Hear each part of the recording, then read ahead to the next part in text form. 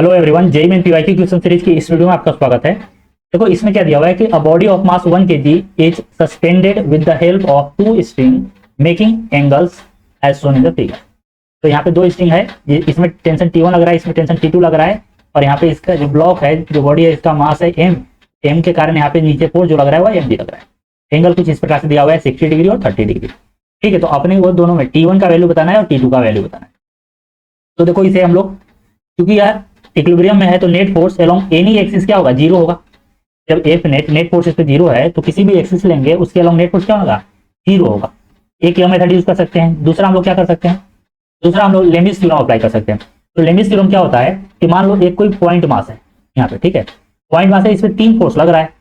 तो मान लो मैं लगा दे रहा हूँ इधर F1, ठीक है, इधर F1 लग रहा है, मान लो इधर लग रहा है F2, इधर लग रहा है F2 और इधर लग रहा है F3, ठीक है, F3, ठीक है। अगर यह मास पे तीन फोर्स लग रहा है F1, F2, F3 तीनों कंकरेंट है और इस इक्विलिब्रियम में है, यानी नेट फोर्स क्या हो गया, जीरो हो गया, तो उसका कंडीशन होता है, मान लो F1 के सामने का एंगल मैं अल्फा ले रहा हूँ, और F2 के सामने का एंगल मैं बीटा ले रहा हूँ, और F3 का सामने का एंगल मैं गामा ले रहा हूँ।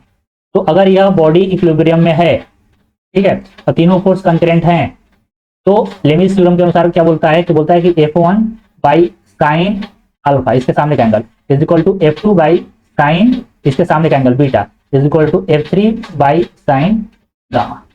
यह होता है।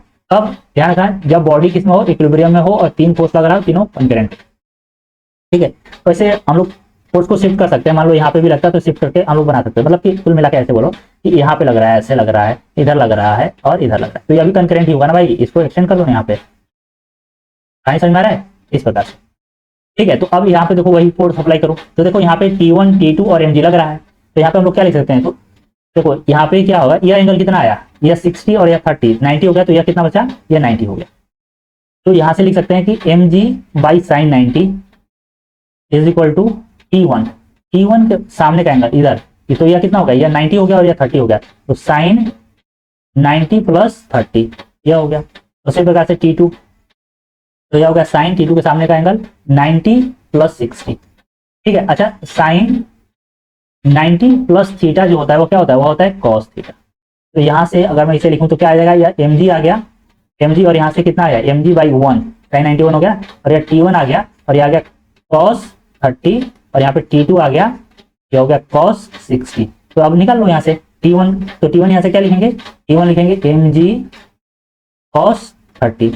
अच्छा, mg कितना, m है 1 kg, g का वैल्यू 10, और cos 30 कितना होता है, तो √3/2, तो यहाँ से आ गया, तो यह आ गया 5√3 न्यूटन, यह मेरा आ गया T1, ठीक है। इसी प्रकार से अगर मैं T2 निकालूं यहाँ से, देखो equal to T2 equal to कितना आ जाएगा, cos 60 आएगा, तो T2 is equal to mg cos 60 half होता है, तो यह कितना आ गया, mg/2, तो यहाँ पे वैल्यू रखो 1 × G10 × 1/2, यानी कितना आ गया, 5 न्यूटन। तो आंसर कितना हो गया इसका, 5√3 और 5 न्यूटन, यह सेकेंड ऑप्शन हो गया। या दूसरा हम लोग ऐसे भी समझो, कंपोनेंट ले लेते हैं, क्योंकि देखो यह 90 डिग्री पे है, तो हम लोग कोई भी दो 90 डिग्री पे कंपोनेंट ले लेंगे, कुछ इस प्रकार से मान लो। तो मैं क्या कर रहा हूँ, मैं एक्सिस मान ले रहा हूँ, यह यहाँ पे जो एंगल है इन दोनों के बीच में 90 डिग्री है, तो इसे मैं एक्सटेंड कर दिया यह, ठीक है, यह मेरा एक्सिस हो गया, एक यह एक्सिस हो गया, मान लो इस एक्सिस को मैं एक्स बोल दे रहा हूँ, ठीक है। दूसरा यह एक्सिस हो गया, क्योंकि 90 डिग्री पे है तो हम लोग एक्सटेंड कर सकते हैं, तो यह मेरा वाई एक्सिस हो गया, ठीक है। तो किसी भी एक्सिस के अलोंग नेट फोर्स जीरो होगा, क्योंकि इक्विलिब्रियम में है ना, तो यहाँ पे इसके अलोंग T1 लग रहा है और इसके अलोंग T2 लग रहा है, mg बच गया, तो mg का कंपोनेंट ले लो, तो इधर लोगे तो क्या आ जाएगा, mg cos 60, और इधर क्या आ जाएगा, mg sin 60, ठीक है। अब देखो आ गया, तो नेट फोर्स इधर जीरो होगा, तो T1 किसके बराबर होगा, mg cos 60 के बराबर, ठीक है। एक मिनट, cos 30 है,